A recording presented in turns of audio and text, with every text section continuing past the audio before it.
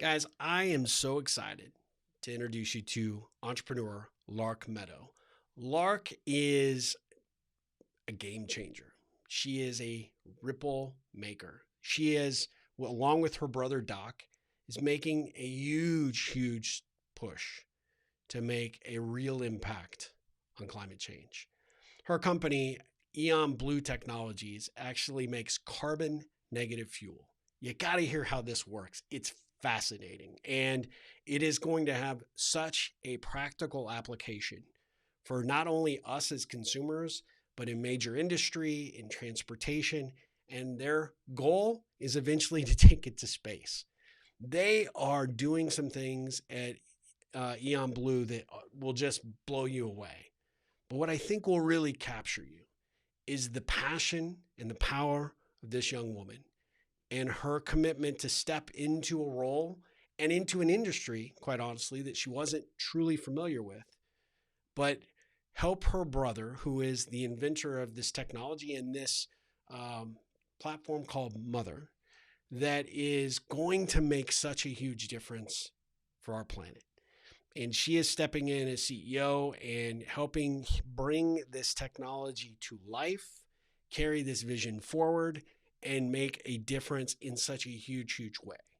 She is really fascinating. And I'm so grateful that she agreed to come on the Ripple Effect podcast. It was actually a ripple that sort of led us to have this interview. She had commented out of the blue for one of my prior guests, Lynn Graft, when he promoted the episode of that we had together, the Ripple Effect podcast, a few months back. And I went down the rabbit hole to learn more about what this woman and her company was doing. And I just knew this was someone that I had to bring onto the show. She was so gracious and so kind and very accommodating to make this happen. And I'm so grateful that we got her to be on the Ripple Effect podcast. So with no further ado, I can't wait for this one to kick off. Let's dive into this episode with Lark Meadow.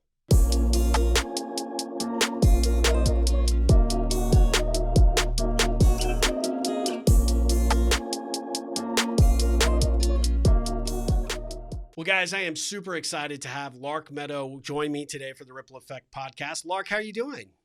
I'm doing great today. How are you? I am doing fantastic. I'm super excited. I appreciate your patience and all of the back and forth to try and get this scheduled. I mean, I am super pumped for today, but I am just excited to dive in and learn more about you.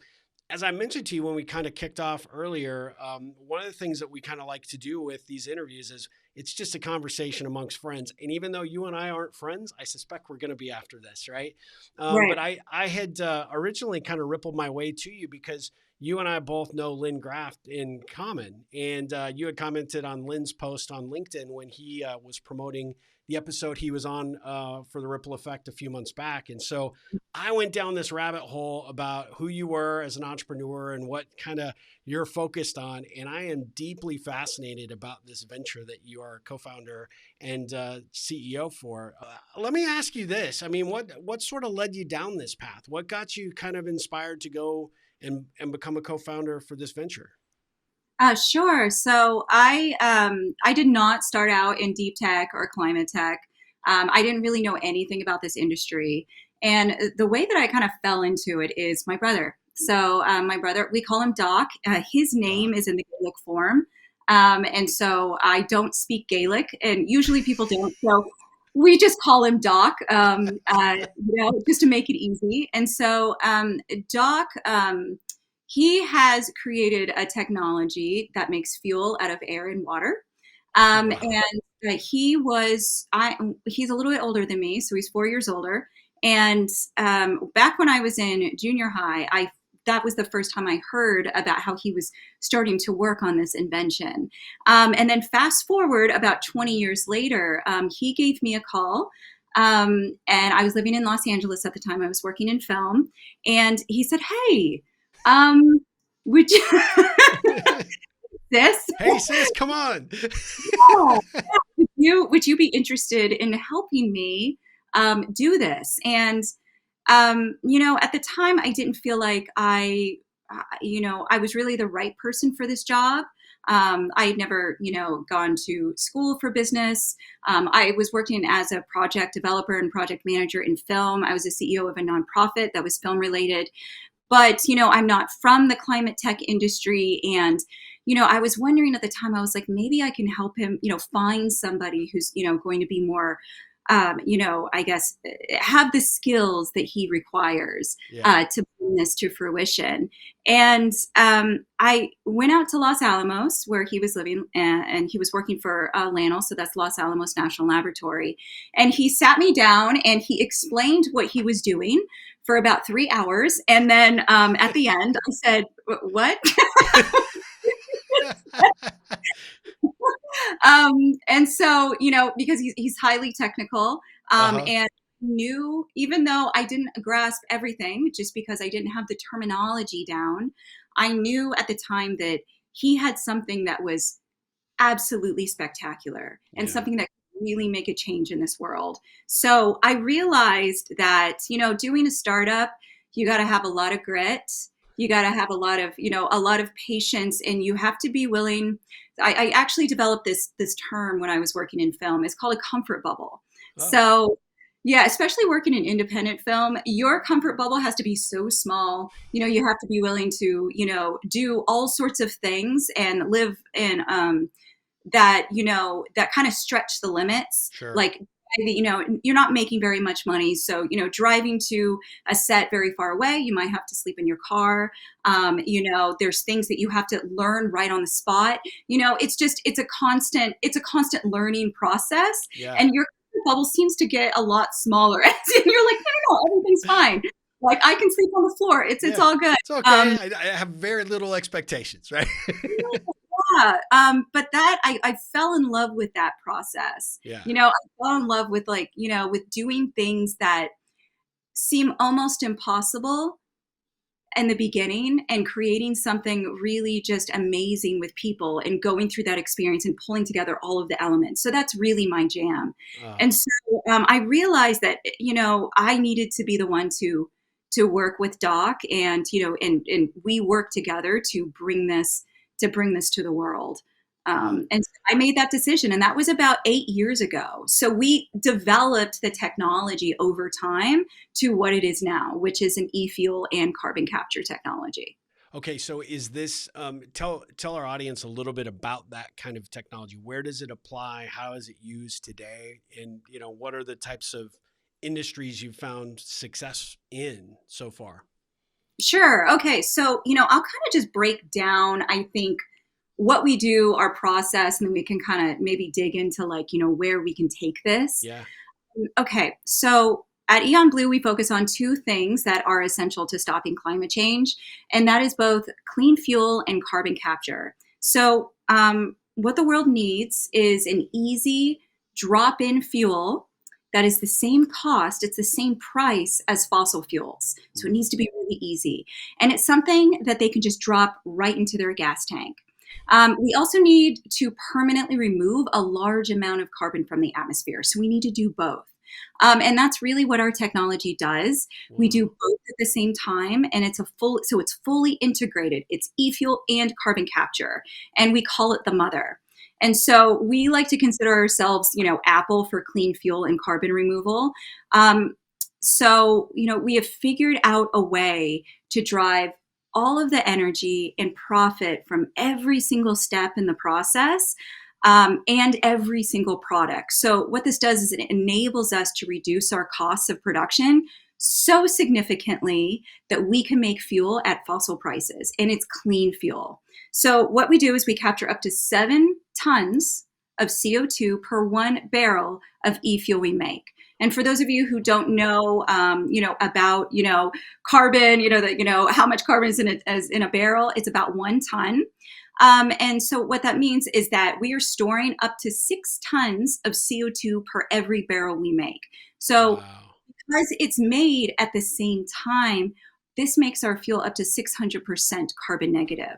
And so what that means is that when you choose our gasoline and you get in your car and you drive across town, you are essentially saving the planet. You're saving it for yourself, you're saving it for your kids, your families, your neighbors, But even more interestingly, and I think this is amazing, you're saving it for someone completely on the other side of the world who Yeah. you will never meet.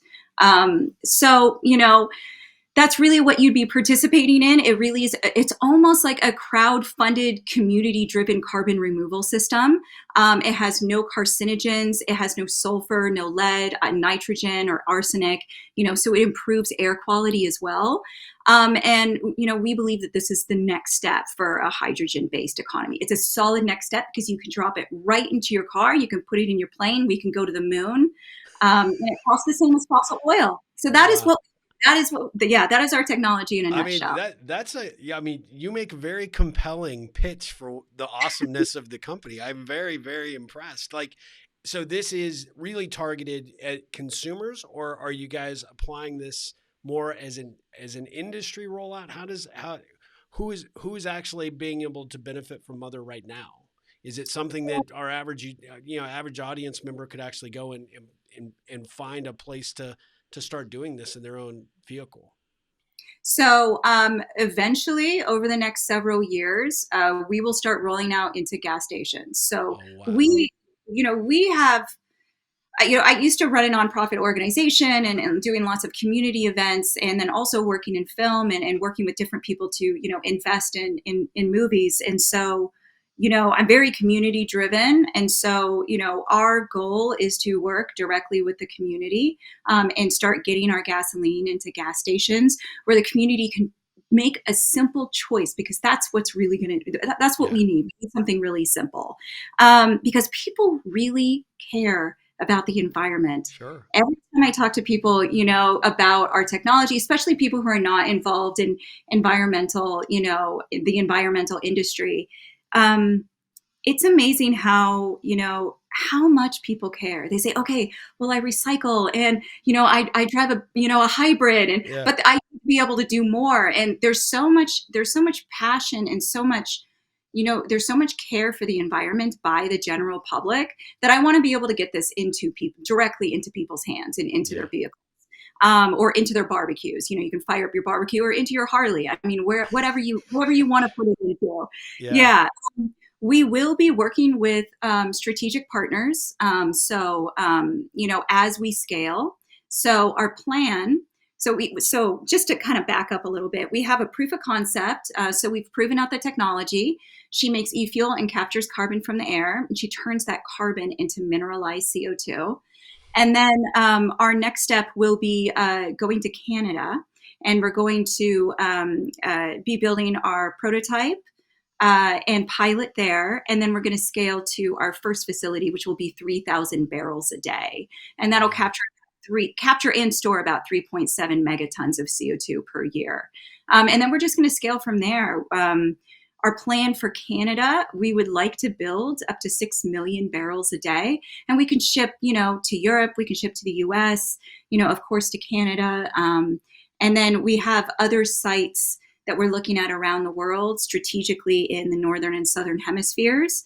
And so, you know, with strategic partners in operations and logistics and transportation, we plan to get this fuel out to, you know, the northern and southern, you know, markets. We want this, even though, you know, we don't believe that it will be available to absolutely everyone.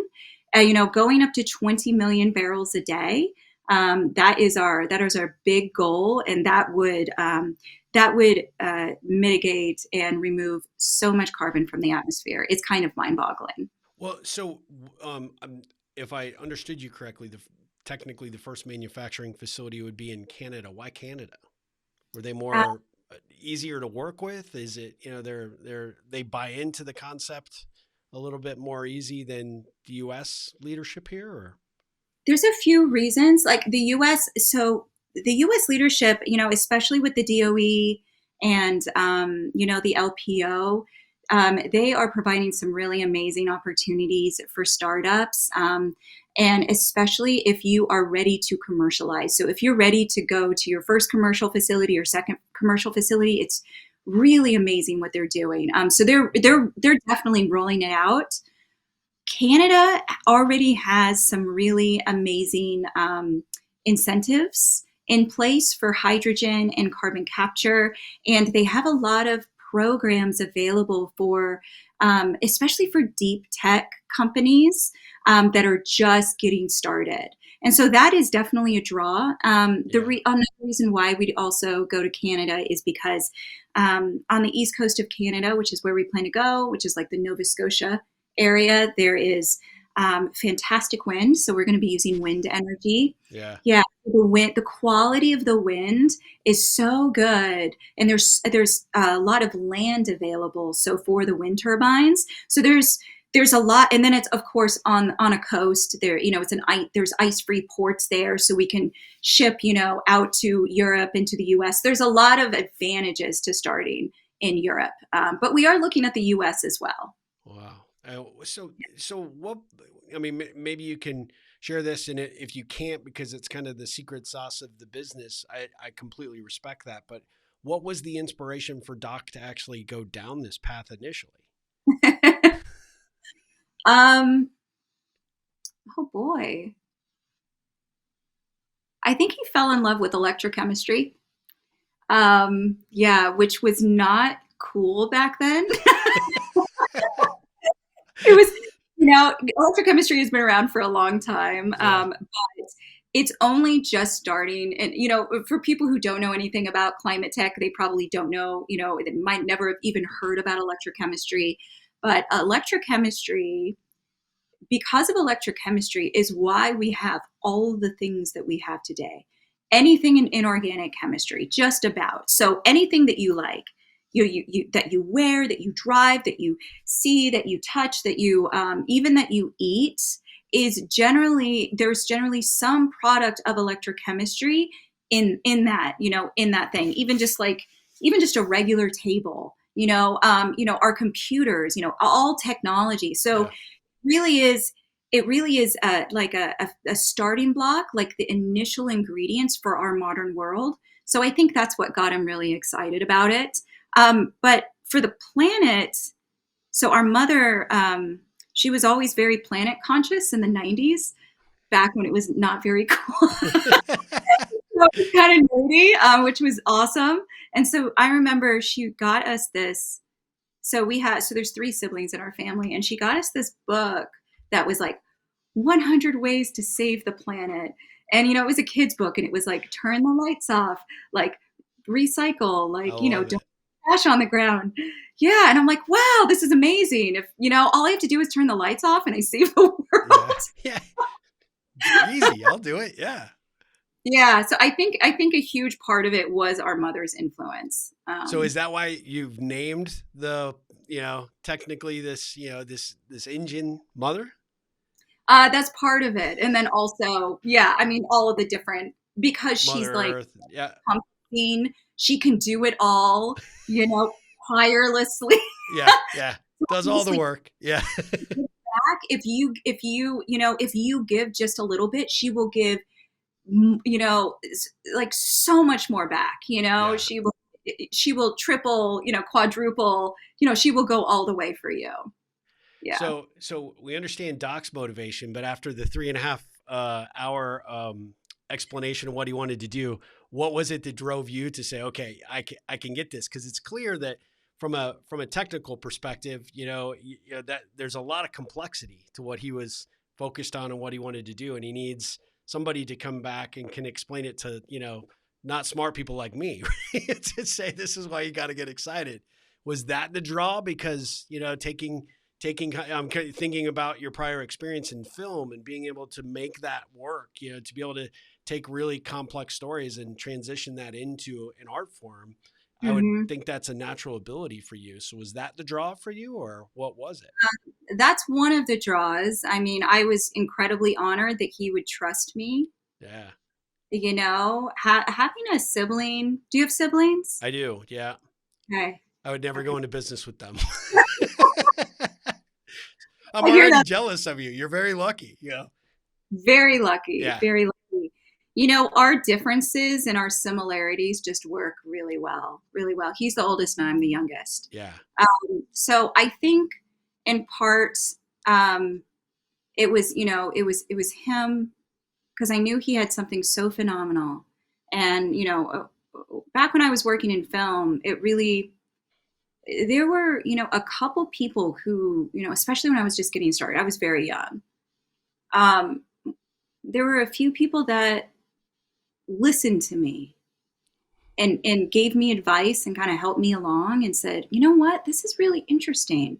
Um, and that gave me so much confidence that I was able to just dive in. I just dived into the deep end at that time. And, that's how I was able to, gather all of these skills. It was because people, just seeing you and Yeah. believing in you. And so, with Doc, it wasn't just, that I, wanted to give him, a boost. It was because I believe him, Yeah. I believe him.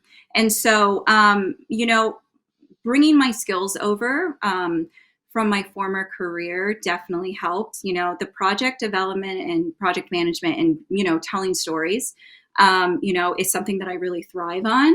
So, it was a natural, and I was a CEO before, so it was a natural, Yep. it was actually a very natural transition. I just had to, when I started with him, I didn't even know how we got light coming out of a light bulb. Like, of course, I understood light bulbs, and you screw them in, and then you have a light switch. And I knew this talk about the grid, and I saw electrical lines, and I was like, but I didn't know like the specifics How it of. really works. Yeah. Yeah. Yeah, so I really kind of had to take a crash course, in learning, just from the ground up.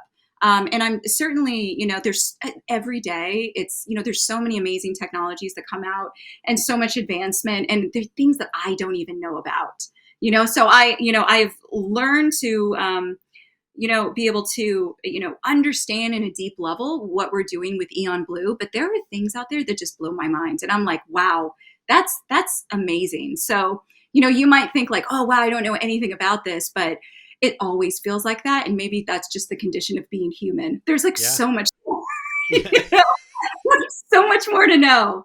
And Well, so much. that's kind of the beautiful thing, right? Is, I think for a lot of people in terms of their growth, you want to continue to learn about these things, and these are not just trivial things that you're talking about. These things have, significant impact for our future, and so you've got that additional motivation when you look at the technology that you're focused on and the contribution. As I said in your intro, I mean, you are really a true rippler. I mean, you are committed to the making a difference in the planet. You're making the world a better place and contributing this through this application of technology, which I think is just phenomenal. And you can see it in your eyes when you talk about it. You light up because you are that excited and enthusiastic about what you do, and that obviously translates into the business side of the results, right?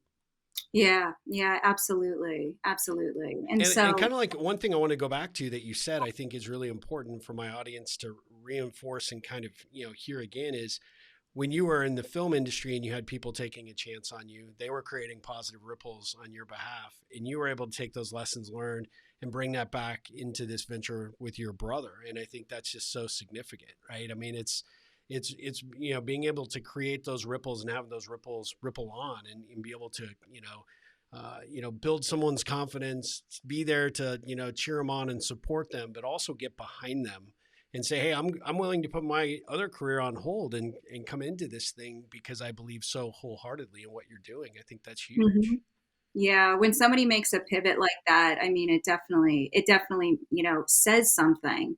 And my advice is, for anybody who is interested in getting involved in climate tech, or, whether that's software or hard tech, but you don't really know where to start. You might think that, you don't really have the skills. You probably do, Yeah. because companies, startups, established companies, it runs the gamut. They need help. Yeah. And so, I would suggest that if anybody is like, man, I really want to do this, but I don't know how to get started, think about your skills, put them all down, put that list together and start contacting companies, because even if you're just helping out a couple hours a week, Yeah. it's amazing what you can do. And I want to instill people with a feeling of power, that they have power in this, and hope because there are a lot of people who, a lot of companies and a lot of people who really care about what's happening. And I think we're gonna turn this thing around. I really I do. love that. And that's great advice. When, let me ask you this question. When people figure out what, the company, what you do and that you're the CEO of this, this company, what are the three things that you'd want people to walk away knowing about what it is that you do and ultimately, the difference that you're trying to make through the technology you're creating? The three things that I want people to walk away with. Let's see. And if there's About more than three, feel free. um, You're like, hey, do we have enough? We have 2 more hours, right? um, let's see. I think with the mother, um, you know, we decided to go in a very inclusive route and figure out a way to bring the cost down, where that people could actually afford it. Like that, Yeah. if companies want to buy carbon credits, they can actually afford to purchase our carbon credits, or they want to, people want to purchase our fuel, that they can actually purchase our fuel. So though, my brother, really created, like a technological breakthrough, so that we could get those costs down. And so I think that's a huge part of what we do. And we're tackling it from both sides, because there are e-fuels companies, and then there are CDR companies, which is carbon dioxide removal Mm-hmm. companies. And we wanted to put them together, so that we would have the most maximum effect. And it just so happens, we didn't expect it, that we actually reached a huge amount of carbon negativity because of that. And we thought that that was very cool. I guess the second thing is, and I know I just said this, but the general public, we have a lot of power. We have a lot of power. We have a lot of personal power. And if there's something that you want to do, and it doesn't have to be climate tech, Right. it doesn't have to be you don't have to go and save the planet. Yeah. You don't have to do It'd be that, good if you did, though. I mean, because we could use you. We could definitely use you. yeah. But yeah, and I think that there is this, there is this kind of feeling of, especially since it's such a big, grand problem. There's a feeling from the public that, that they don't really have power in the situation. They don't really know what to do in this situation. And I would say, hey, find the companies that you like, the innovators, like Yeah. the ones who are like waking up every single day, and like saving the planet is integrated into their DNA. Support those companies in any way that you possibly can. Yeah. And then the third thing, I don't know. Why don't you give me some sort of, what do you want to hear about? I can, what Well, yeah, I mean, you actually just sparked it, sparked something that another guest that had been on the Ripple Effect podcast last year, Sandy Stewart, who is also in Austin. I don't know if you know her, but I should connect you. You guys would be two peas in a pod. She is very focused on helping these large corporate entities become, carbon neutral and focusing on what they can do to contribute. And then her encouragement is, and it's very similar to what you just said, which is, as individuals, we have a lot of power. We can vote with our dollars. We can vote with our commitment and our promotion to the companies that are really not just talking a good game about making an impact, or helping this address this climate challenge that we're all facing everywhere in the world, right? But you have the ability to actually uh, promote those companies and be a part of helping encourage that. And part of it comes from you as the individual consumer. Where are you spending your time, your energy, and your efforts, right? And are you with product that really does have a true commitment to the planet? So I think that's really powerful. I guess if I was thinking of a third for you, would be like, what do you need the help with, right? Because I would think, as an entrepreneur starting in a technology where a lot of people are like, probably where you were during that first meeting with your brother, right? 3.5 hours and still don't get it 100%. But uh, what do you need the most help with in terms of spreading the message, right? How do you want to take what you're doing so that you can get people energized to be singing from the rooftops about what it is that you guys are doing? Yeah, yeah. Like leveraging, the current, platforms out there, in this modern world, it makes such a huge difference for startups. Like if even just as simple as going on LinkedIn and making a post, which is how we connected, Yep. and saying, hey, there's this company, they're making, a drop in replacement for fossil oil, they're capturing carbon. This is awesome because, it's amazing how many people will, they look for, things that are very inspiring and they kind of follow, they go down that Sure. rabbit hole, right? Yep. And so, we've actually met quite a few investors that way, just by people, just from, word of mouth and someone saying, hey, you guys should just take a look at this company. This is really cool. And so, I would suggest doing something like that. We always need assistance, with interns and things like that. So, if you're interested in, helping out and, you have skills, or connections or, even just passion, Yeah. we'll take it. Well, Yeah. you mentioned investors. So is this venture backed at this stage, or are you still in sort of the seed, stage of growth, or where are you at this point? We are, so we're angel backed. Okay. So we've raised about 1.5 through an angel family, amazing angel family, and then who just, really cares about the planet and really believes in us and Doc. And then, we put about 500,000 of our own funds into this. And so, now we're at the seed stage. So pre-seed. Yeah. And so now we're at the seed stage. And so we're raising 6.5 million. Okay.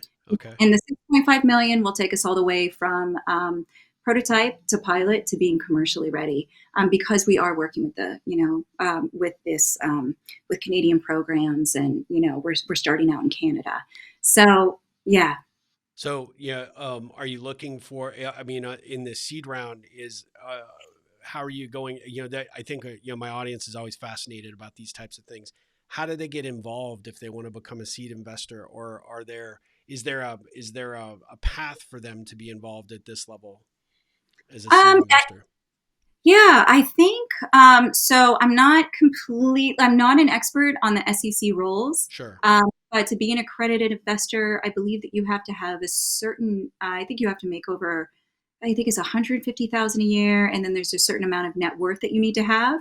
However, seed investors, you might not need to do that. You might not have to be accredited. Yeah. Um, so, if you are, and if you are, even if you aren't an investor, but you're interested in getting into investing, I think early stage, I mean, that's where companies need it the most. I know Yeah. that there is the most risk at the early stage, Yeah. but that's where companies, really need help. Yep. So, Absolutely. yeah, one day I will become an investor, and that's what I will do. I will definitely pass it on. Same. Yeah. Yeah, same. Absolutely. What are the, so at the stage where the business is today, what are your biggest challenges that you have to tackle this upcoming year? Okay. It's the funding round. Okay. It is, we have everything in place, in terms of, our project development, our engineering, our scale up plan. It's, for our company, it's really just the financing. Last year, and you might know this, last year, there's been some statistics and some articles that have come out, but there was, so VCs really just kind of dropped off the map last year. It was Yeah. one of the Yeah. hardest years to raise money, like almost 50%, I think, dropped off. It was a significant number. And so, that made it difficult for all companies, not just climate tech companies, but Yeah. all companies to get funded.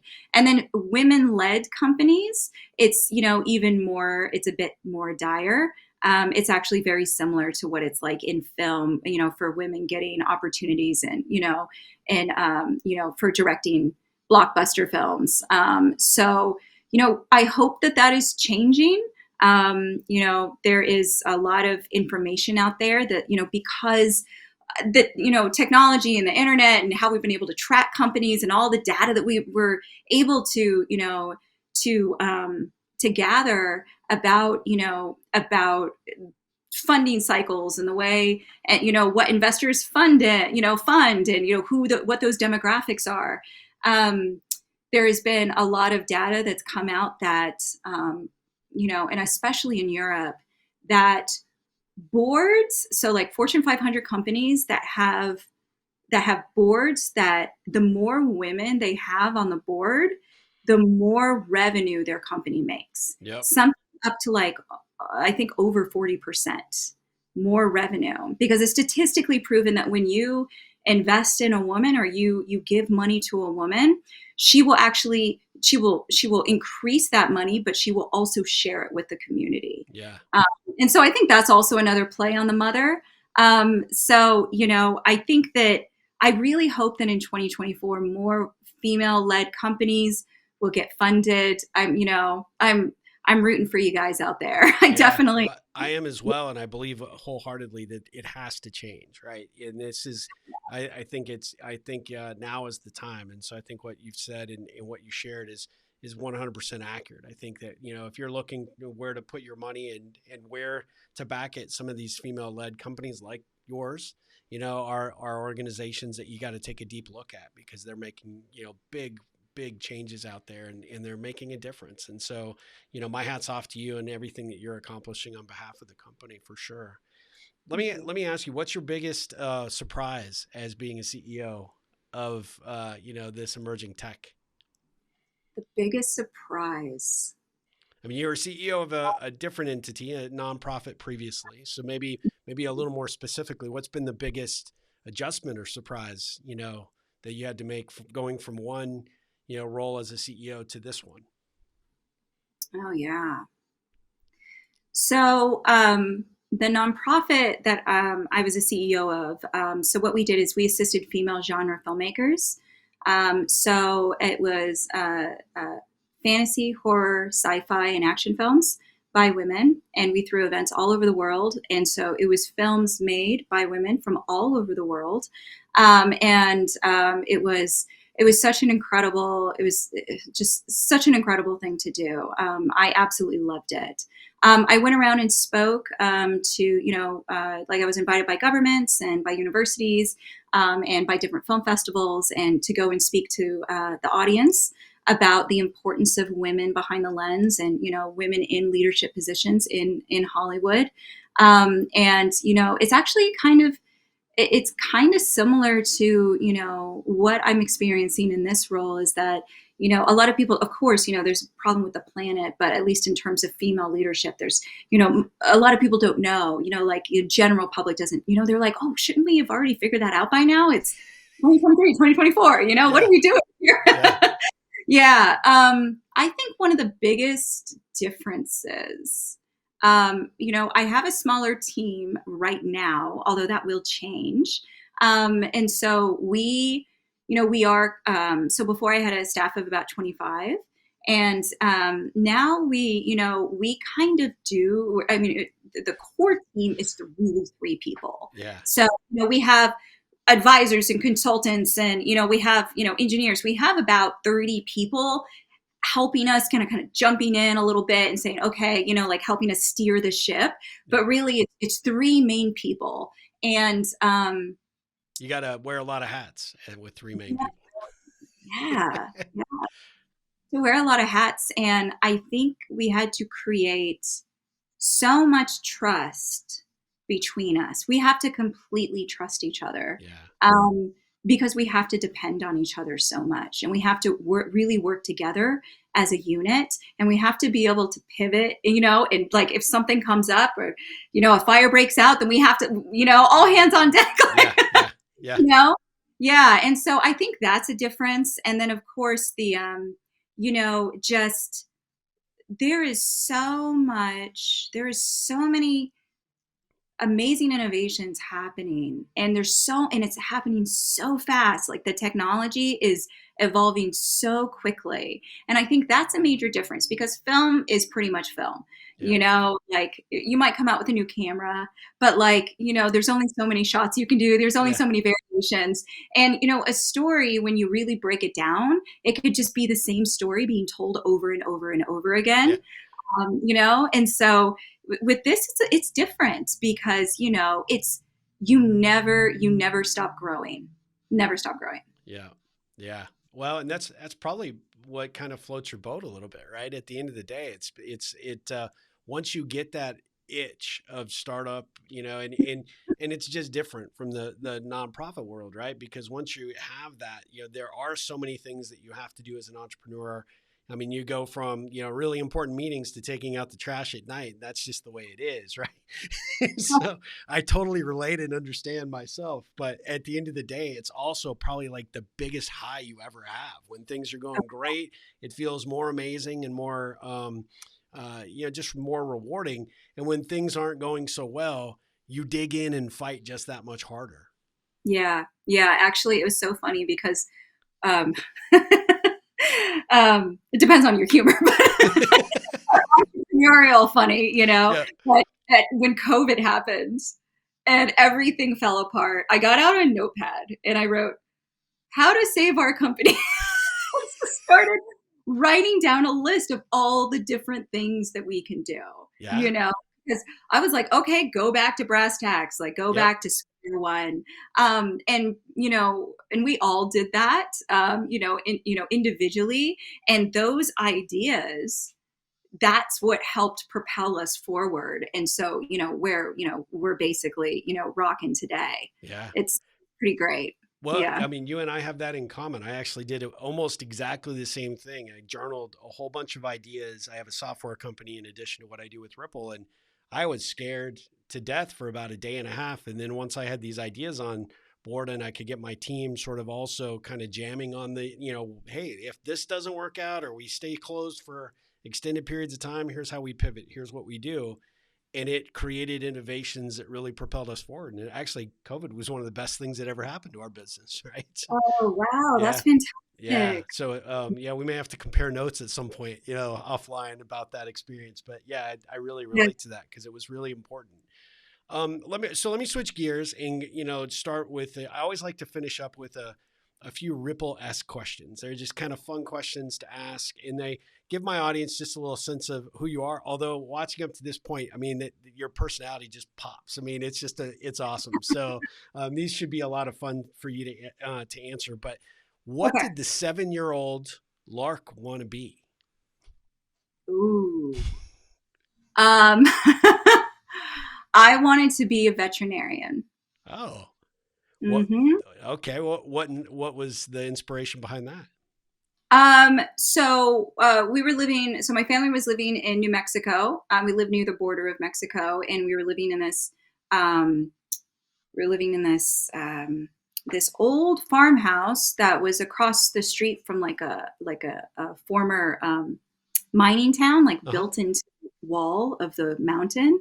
And so, it's all boarded up and everything, but people would just, kind of drop off their dogs like out in the, like if they didn't want them, Yeah. they would abandon their dogs. And so, my parents would come home and I'm like, we adopted a dog. I have a dog club. I already given the dog a bath, Uh, set up by the fire, and so and so, I love animals. I am a vegan. yeah. So, I've always really cared about animals. So That's that, awesome. yeah. I love that. You're So like, oh man, not another dog. yeah. But they were good. They were good. Oh, what a great story. What a great memory. That's awesome. So were you down close to Las Cruces, New Mexico? I'm from Albuquerque originally, so New Mexico is my homeland. Okay. Yeah. Yeah. Yeah. Very close. It was in Alamogordo. I was in La Yeah. Luz. Okay. Okay. Yep. Yeah. Oh, that's awesome. So how long did you live in New Mexico? Oh, off and on for about 11 years. Okay. Pretty much through my youth, Yep. and it wasn't always in the farmhouse. We kind of moved all over, and then I move away and move back. And then I finally moved away for good when I think it was 17. So yeah, but I've kind Nice. of lived all over. Oh, But New Mexico is beautiful. yeah. Yeah, absolutely. I agree. Well, okay. So, what's the best thing about being an entrepreneur, in your opinion? Working with my brother and my best friend. Is your brother Awesome. your best friend, or your best friend also works there? My best friend also works there. So he Awesome. was working with me at the nonprofit organization. She was my assistant, and Oh, she's just one of the good ones. And you got to hold on to the good ones, like the people. absolutely. Yeah, Yeah, yeah. So we've been working together for over 12 years now, and that's fantastic. yeah, we're gonna go. We go everywhere together. That's So, cool. That's really cool. Well, okay, so if you weren't in film and you weren't doing what you're doing today, what would you be doing? Or oh what would you man, like to do? uh-huh.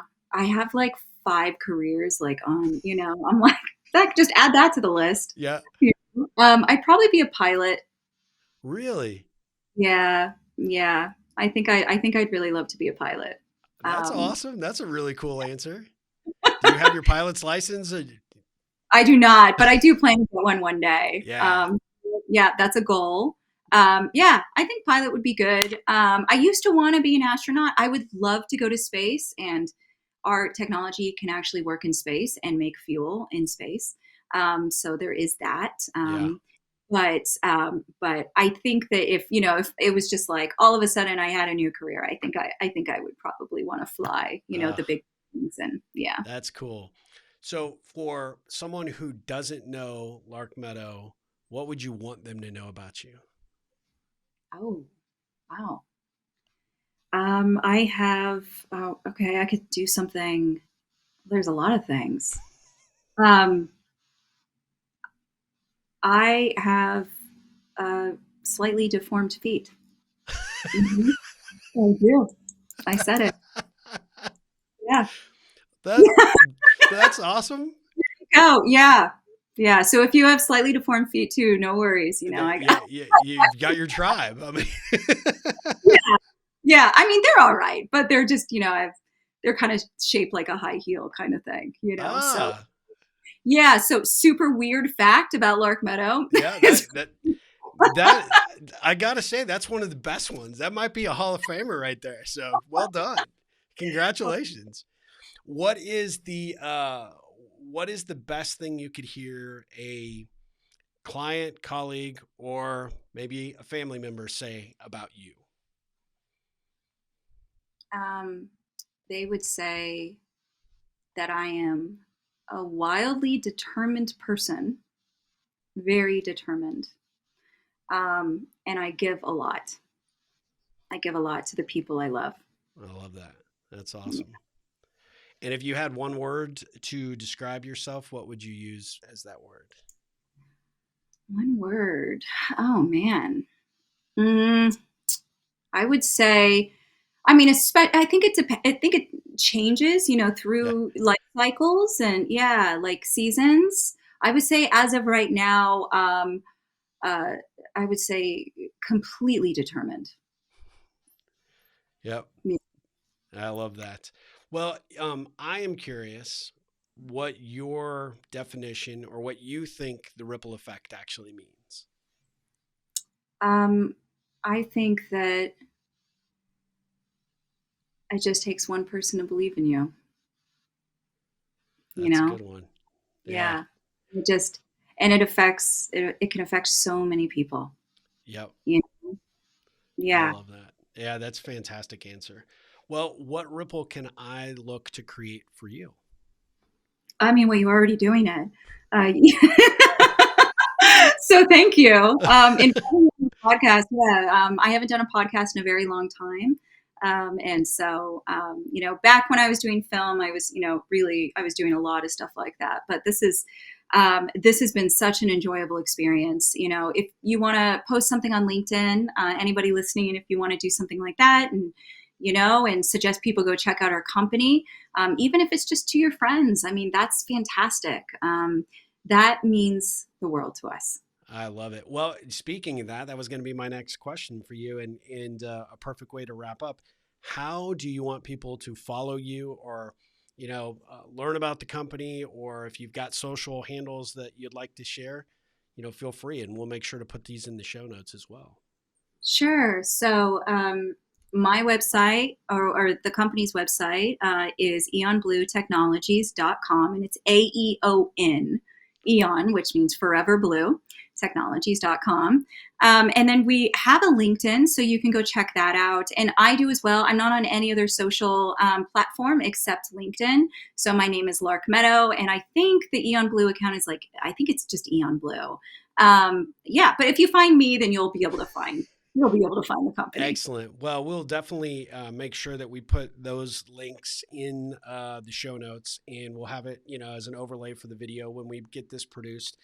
Lark, it has actually been an absolute pleasure. I'm so enamored with what you guys are doing, and I, want to try and find ways to support you any way I can. And we want to make sure that our audience goes out and learns about the company, learns about the technology and Mother and everything that you guys are doing, the world needs, right? So you're stepping up at the right time. And so I think if anybody who hears this podcast might hear it on any of the podcast platforms or sees this on our YouTube channel, please figure out how to get involved and support Lark and Doc and what they're doing, because I think it's fantastic. And so I just want to thank you for that. I mean, thanks for creating the ripples you are for the world.